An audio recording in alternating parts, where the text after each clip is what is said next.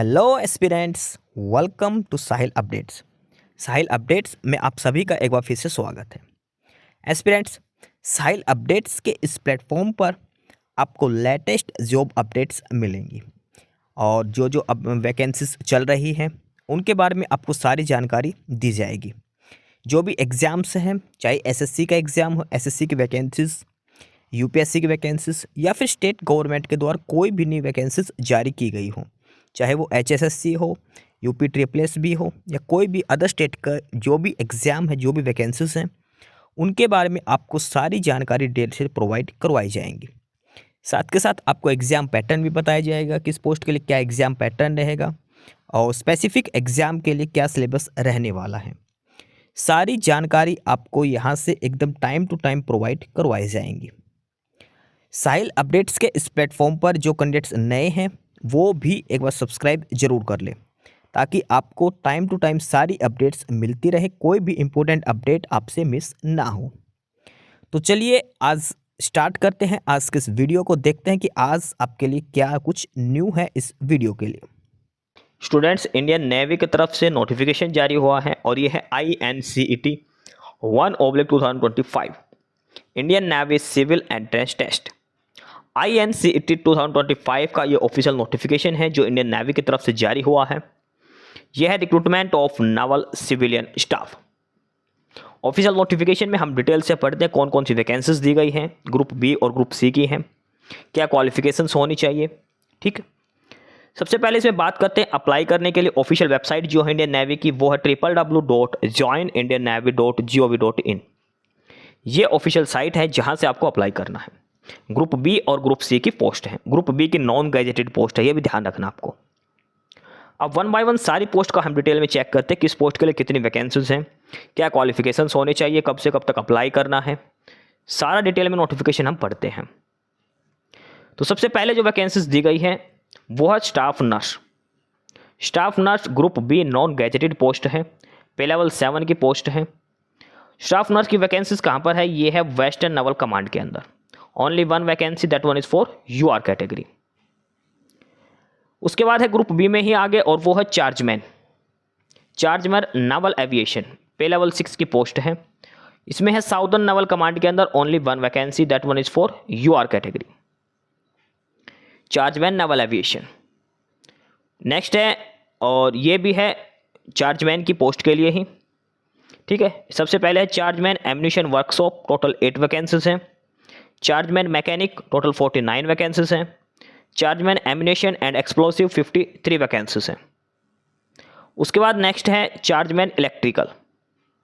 Chargeman electrical पे level 6 में है ये भी। वेस्टर्न नेवल कमांड की बात करें, टोटल 14 वैकेंसीज हैं और ईस्टर्न नेवल कमांड के अंदर 5 वैकेंसीज हैं। ओवरऑल 19 वैकेंसीज हैं चार्जमैन इलेक्ट्रिकल के लिए, 19 पोस्ट है टोटल। उसके बाद chargeman electronics and gyro. Electronics and gyro western naval command के अंदर टोटल 4 वैकेंसीज हैं। ईस्टर्न नेवल कमांड के अंदर 1 वैकेंसी, ओवरऑल 5 वैकेंसीज हैं चार्जमैन इलेक्ट्रॉनिक्स एंड जायरो में। नेक्स्ट है चार्जमैन वेपन इलेक्ट्रॉनिक्स।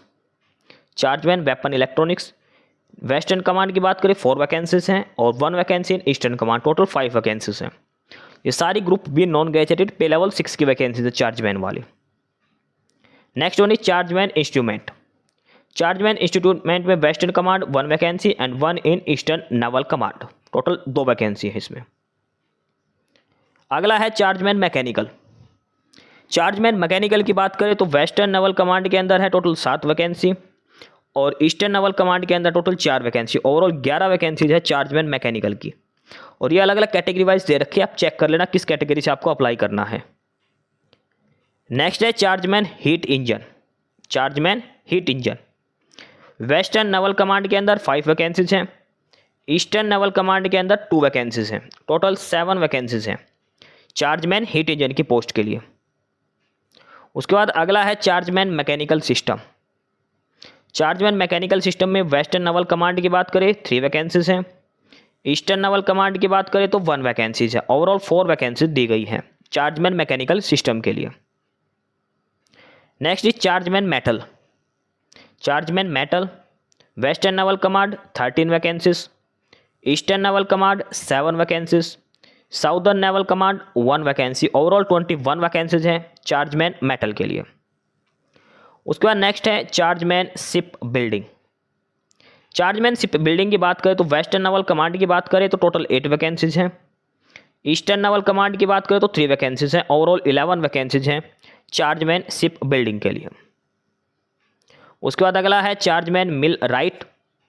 इसमें western naval command 3 vacancies, eastern naval command 2 vacancies, overall 5 vacancies हैं चार्जमैन मिल राइट के लिए।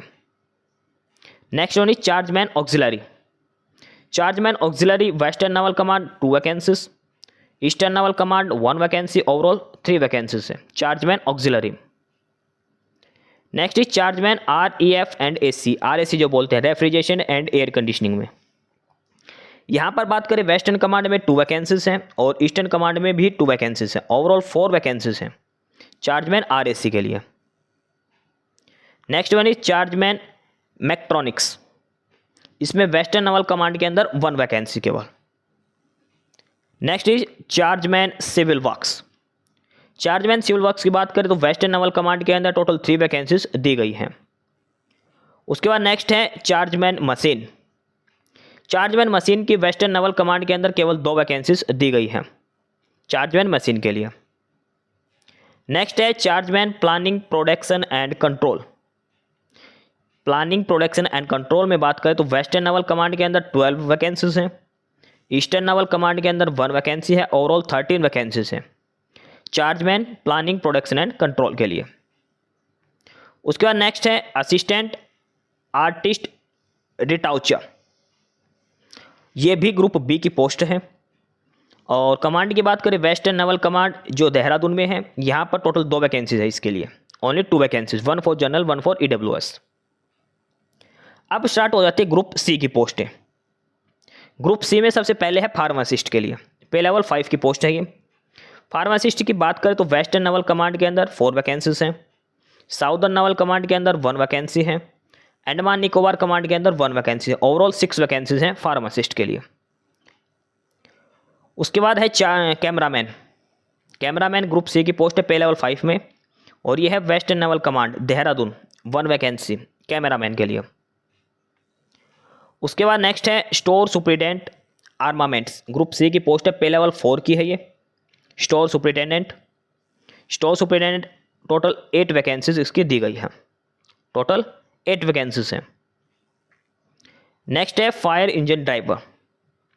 Fire engine driver pay level 3 की वैकेंसीज है ये, वेस्टर्न नेवल कमांड के अंदर टोटल 14 वैकेंसीज है फायर इंजन ड्राइवर के लिए। उसके बाद नेक्स्ट है फायरमैन। फायरमैन पे लेवल 2 की वैकेंसी है, वेस्टर्न नेवल कमांड के अंदर फायरमैन की 64 वैकेंसीज हैं, साउदर्न नेवल कमांड के अंदर 3 वैकेंसीज हैं, अंडमान निकोबार कमांड के अंदर 23 वैकेंसीज हैं फायरमैन की। ओवरऑल फायरमैन की 90 पोस्ट दी गई है, 90 वैकेंसीज हैं फायरमैन की।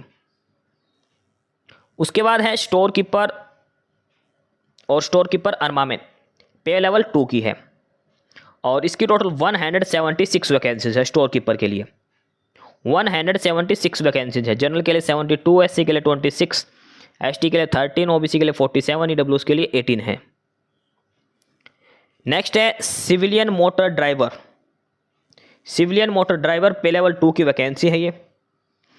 इसमें बात करें यानी कि ड्राइवर की है ये, तो वेस्टर्न नेवल कमांड के अंदर 32 है, ईस्टर्न कमांड के अंदर 76 है, साउदर्न कमांड के अंदर 2 है, अंडमान निकोबार कमांड के अंदर 7 है।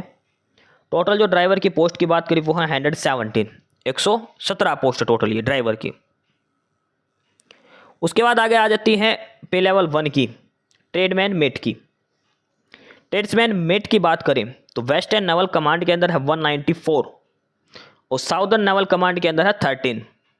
टोटल है 207 वैकेंसीज ट्रेड्समैन मेट की पोस्ट के लिए, 207 टोटल पोस्ट हैं। उसके बाद आगे है pest control worker. Pest control worker पे लेवल 1 की है ये भी, वेस्टर्न नेवल कमांड के अंदर 46 हैं, साउदर्न नेवल कमांड के अंदर 1 है, अंडमान निकोबार के अंदर 6 हैं, टोटल 53 पोस्ट है ये। उसके बाद अगला है भंडारी, जो भंडार घर का होता है वो, ईस्टर्न नेवल कमांड की सिर्फ 1 वैकेंसी यहाँ पर दी गई है। अगला है लेडी हेल्थ विजिटर, ये वेस्टर्न नेवल कमांड के अंदर एक ही वैकेंसी है वेस्टर्न नेवल कमांड के अंदर। उसके बाद ये MTS की है, मिनिस्ट्रियल कैडर की, मल्टीटास्किंग स्टाफ मिनिस्ट्रियल कैडर की है, ये पे लेवल 1 में है। तो वेस्टर्न नेवल कमांड की बात करें तो टोटल 22 है, ईस्टर्न नेवल कमांड की बात करें तो 72 है। ओवरऑल 94 वैकेंसीज हैं MTS के लिए।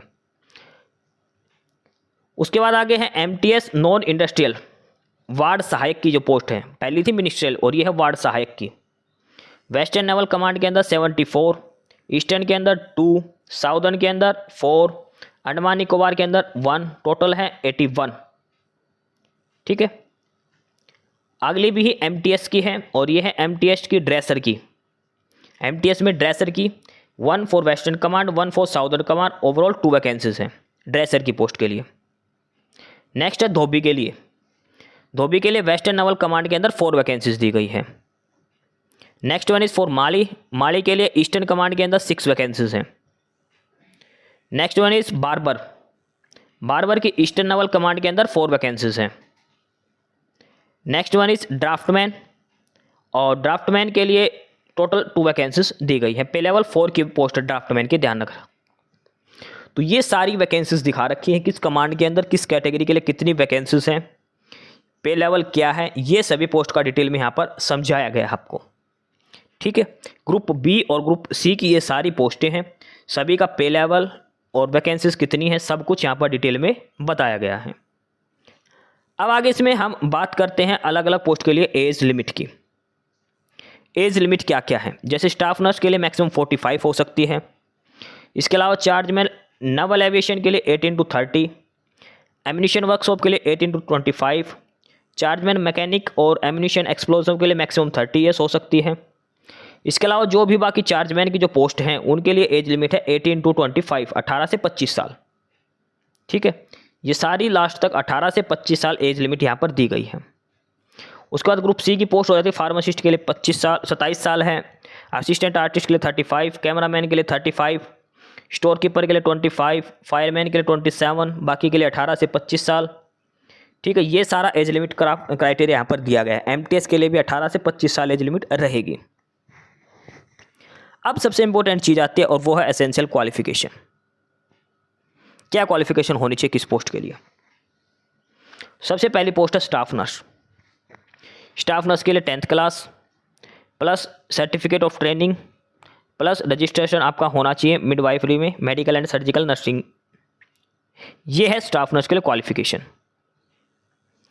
नेक्स्ट है चार्जमैन नेवल एविएशन, और इसके लिए candidate should have held the rank of पेटी officer and has 7 years experience आपका होना चाहिए चार्जमैन नेवल एविएशन के लिए।